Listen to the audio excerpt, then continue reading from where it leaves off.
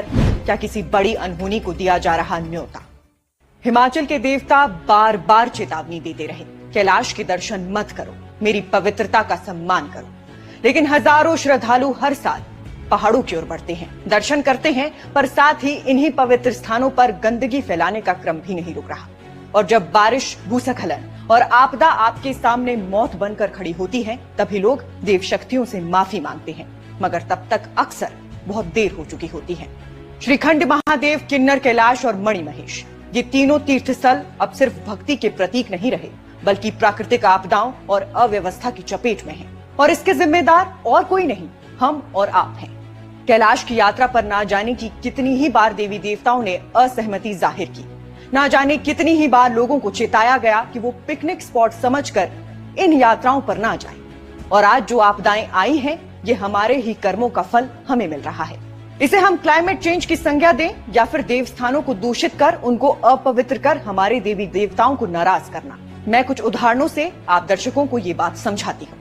अगस्त के पहले हफ्ते में ही किन्नर कैलाश यात्रा से पहले किन्नौर के देवता प्रकाशांकृस जी ने इस यात्रा पर जाने से साफ मना कर दिया था। रिब्बा के देवता कासुराज जी ने भी यही आदेश दिए थे। फिर स्थानीय कमेटी और पंचायत प्रतिनिधियों ने कोशिश की, प्रशासन के सामने अपनी बात रखी, मगर हुआ यूं कि देवता की चेतावनी को ही चुनौती दे दी गई और यात्रा पर रोक नहीं लगी। असल में देवताओं का साफ कहना था कि ये यात्रा सिर्फ भक्ति का रास्ता नहीं, पहाड़ों और प्रकृति के बीच एक संतुलन की परीक्षा भी है। हर साल हजारों श्रद्धालु आते हैं, पहाड़ी जड़ी बूटियां, ब्रह्म कमल और अन्य प्राकृतिक खजाने लेकर जाते हैं। गंदगी फैलती है, जल स्रोत दूषित होते हैं और देवता रुष्ट हो जाते हैं। कैलाश की पवित्रता बनी रहे, प्रकृति सुरक्षित रहे और लोग समझें कि भक्ति का मतलब सिर्फ दर्शन करना नहीं, सम्मान करना भी है। इन्हीं कारणों से किन्नौर के देवी देवता इस यात्रा को बंद करने पर अड़े थे। चंबा में रावी नदी उफान पर है। आपदा ने पूरे पहाड़ी इलाके को हिलाकर रख दिया है। तेज बारिश और भूस्खलन ने सड़कों को तोड़ दिया, घरों को धाराशाही किया और स्थानीय लोगों की जिंदगी खतरों में डाल दी।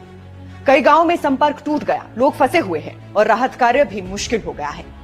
मणिमहेश यात्रा में हजारों श्रद्धालु फंसे हैं, परिवार से संपर्क नहीं हो पा रहा। मगर मणिमहेश यात्रा का ये 13 किलोमीटर का ट्रैक कचरे और गंदगी से भरा हुआ था। पिछले साल भी डल झील और हड़सर के रास्तों पर सफाई अभियान हुआ, लेकिन समस्या ज्यों की त्यों बनी रही। इस बार कई श्रद्धालु बिना दर्शन के ही वापस लौट गए। शिव गुरु ने बताया कि बिना भक्ति और श्रद्धा के कैलाश के दर्शन संभव नहीं है। वहीं इसी यात्रा के दौरान माता भरमाणी ने सख्त चेतावनी देते हुए चेताया था कि इस बार वो राधाअष्टमी के दिन शाही स्नान नहीं होने देंगी, यानी डल टूटने नहीं देंगी। गुरु द्वारा ये संदेश दिया गया कि इस बार राधा अष्टमी को शाही स्नान